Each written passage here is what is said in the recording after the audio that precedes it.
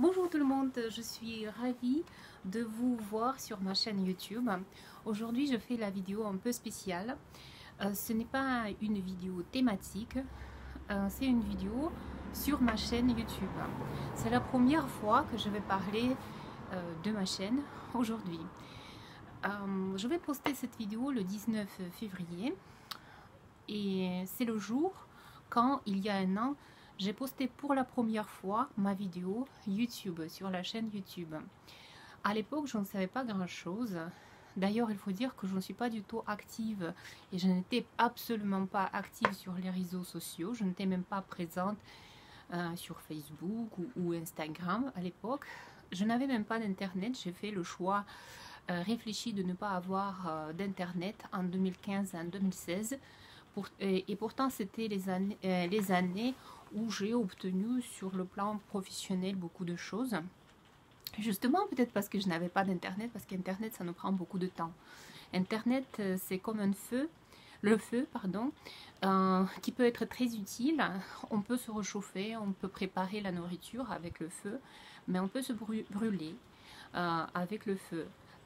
Pareil, Internet, on peut prendre beaucoup de choses très utiles par rapport à Internet, mais sur Internet, il y a beaucoup de gens malveillants, beaucoup de gens méchants, voire malades. Et donc, il faut faire très attention. Et je voudrais attirer attention surtout des parents dont les enfants ont les chaînes YouTube, parce qu'il y a des messages, j'imagine, pas très agréables toujours. Il pleut, j'ai attendu 16 heures pour faire cette vidéo et il pleut, il n'y a pas beaucoup de soleil, désolé. Vous entendez peut-être les bruits des gouttes de pluie. Alors, qu'est-ce que je voulais vous dire? Donc, il y a un an, le 19 février, j'ai posté pour la première fois ma vidéo. J'ai fait la vidéo moi-même et c'est mon fils qui m'a aidé de postuler la vidéo, c'est pas comme ça.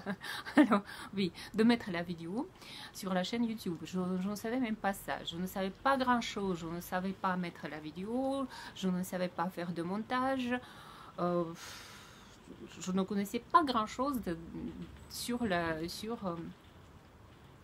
YouTube. Alors si on fait le bilan, quand on regarde la chaîne de tel ou tel youtubeur, qu'est-ce qu'on prend en compte? On prend en compte le nombre de vues et le nombre d'abonnés. Au jour d'aujourd'hui, j'ai un petit peu plus de 500 abonnés. Je ne sais pas si c'est bien ou non. D'après la réglementation de YouTube, ce n'est pas tout à fait bien. Mais peu importe, chacun a sa motivation pour se lancer dans l'aventure YouTube. Moi, à l'époque, vous savez très bien que je suis étrangère et je suis russe. Et la France, c'est mon pays d'adoption. Et je voulais ainsi faire les vidéos pour que ma maman, à part le Skype, on se parle avec ma maman chaque jour avec le Skype, mais pour qu'elle puisse allumer son ordinateur et me voir à n'importe quel moment. Tout d'abord, quand j'étais la spectatrice passive de YouTube, je regardais bien sûr les vidéos des autres youtubeurs. Je me disais, j'étais curieuse de faire pareil.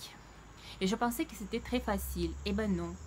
En fait, ce n'est pas du tout évident, même si vous êtes face à face à votre vidéo tout seul, votre caméra tout seul, ce n'est pas évident de bien parler et de tenir toujours le fil de votre discours, de suivre toujours le fil de votre discours. Donc du coup, je pense que c'est une très bonne aventure pour s'améliorer, aussi bien au niveau de votre élocution. Moi, ainsi, je regarde par exemple mes vidéos en français et je remarque mes fautes.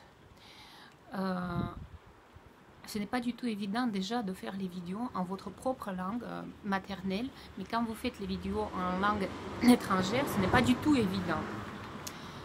Donc quand je regarde mes premières vidéos en français, ça me fait rire. Je suis très timide, mais je suis très timide en général dans la vie. Je vais d'ailleurs, à la fin de cette vidéo, vous aurez le lien sur mes premières vidéos YouTube en français. Je parle très lentement et je suis très timide. Voilà, je suis curieuse d'ailleurs, c'est une très bonne aventure parce que dans quelques années, vous pouvez retrouver vos vidéos, voir comment vous étiez, qu'est-ce qui vous intéressait, quels étaient vos centres d'intérêt à l'époque, etc. Le temps se gâte, il faut que je me dépêche à terminer cette vidéo. Je voulais vous remercier de me suivre peut-être sur YouTube, d'être peut-être déjà abonné sur ma chaîne YouTube. Si ce n'est pas encore le cas et si vous voulez me soutenir, je vous demande d'appuyer sur le bouton s'abonner qui est juste en bas de la vidéo. Ainsi, c'est gratuit, ça ne coûte rien, mais ça me fait plaisir le jour de petit anniversaire de ma chaîne YouTube. Sur cela, je vais terminer la vidéo car il ne fait pas beau, il pleut. Je vous attends très bientôt pour mes prochaines vidéos. Ciao, ciao, à bientôt!